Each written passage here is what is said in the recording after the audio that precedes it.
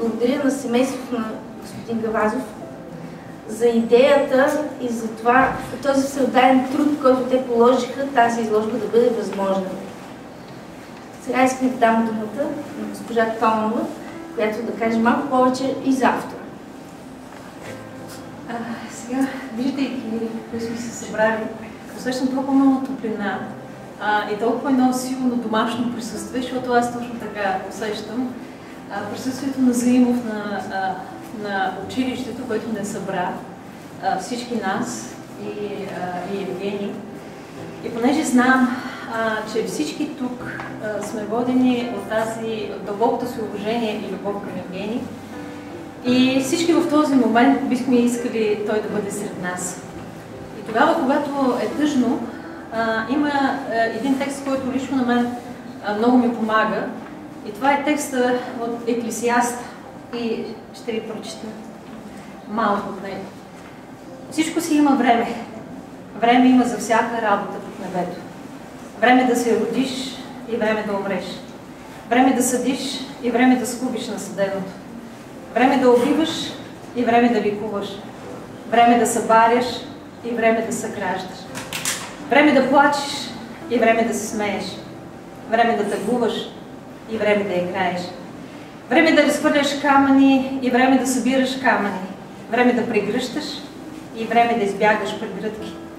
Време да търсиш и време да губиш. Време да къташ и време да пилееш. Време да обичаш и време да мразиш. Време за война и време за труд. Каква полза има работещият от това, над което се труди?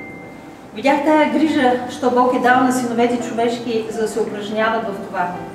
Всичко Той е направил да бъде хубаво в свое време и е вложил вечността в сърцето им.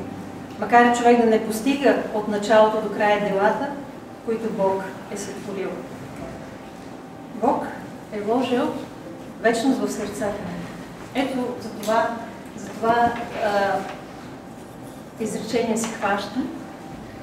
И ние няма да говорим само за нашата загуба, за човека, Евгений, за приятеля, за близкия, за най-любимия, а говорим за това, което той ни подари и това, което ще остане. Онова къща вечност, която ние виждаме ето тук във всеки един фотос. И аз сега ще говоря малко и се надявам да кажа много. И всичко друго вие сами ще преживеете тази вечер. Точно за тази претворена вечност сме тук тази вечер. Сърцата ни са изпълнени с печал, че Евгений не е тук с нас. Но душите ни са пълни с неговите истории, разбирания, усещания и послания.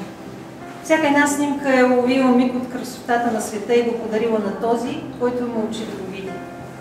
Затова ще говоря за тази красота. На малката птичка, скрита в листака на дървета. За залезът на Стария Балкан, залял го със своя пурпур.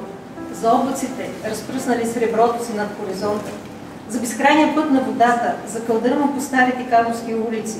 За обаянието на пролетта, меланхолията и златото на есента. За копнежа по онази бяла зима, останала спомените от нашето детство, за очите на любимите хора. Всичко това около нас много пъти го запечатваме в нашите обективи, прибавяйки спомен за някога. Но малцина могат да разкажат история в снимка, да те накара да чуеш трептението на птичи крило, да усетиш мрака, спускаш се над града, да достигнеш небето, да доловиш динамиката на празника и да намериш пътя към родния град, като път към себе си. За нас, хората, които имахме възможността да познаваме и виждаме снимките на Евгений, ние винаги можехме да доловим неговите настроения и се радвахме на всеки негов успех. Радост бе да видим негова снимка в прогнозата за времето, да откраднем малко време за разговор за това, което го кара да вземе апарата и да изкачи планината.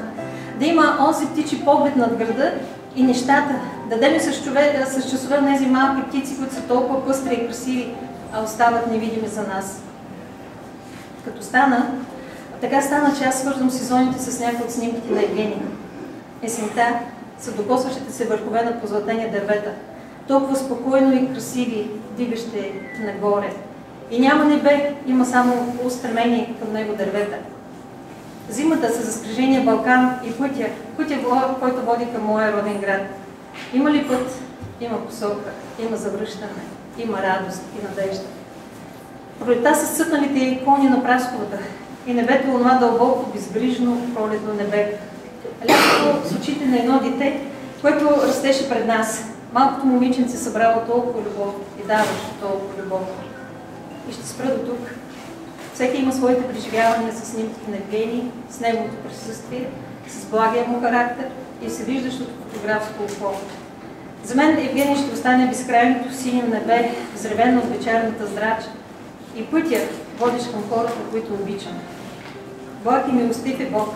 Той ни е дал време да открием себе си и да достигнем до другия.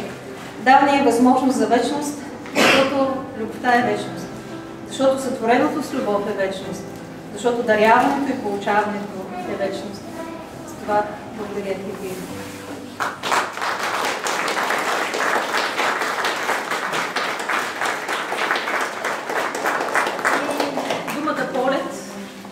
Полет, да виждаме над древното, над делничното, на това, което ни разделя и да виждаме отгоре красивото и то да остане в сърцата ни, така както каза вече.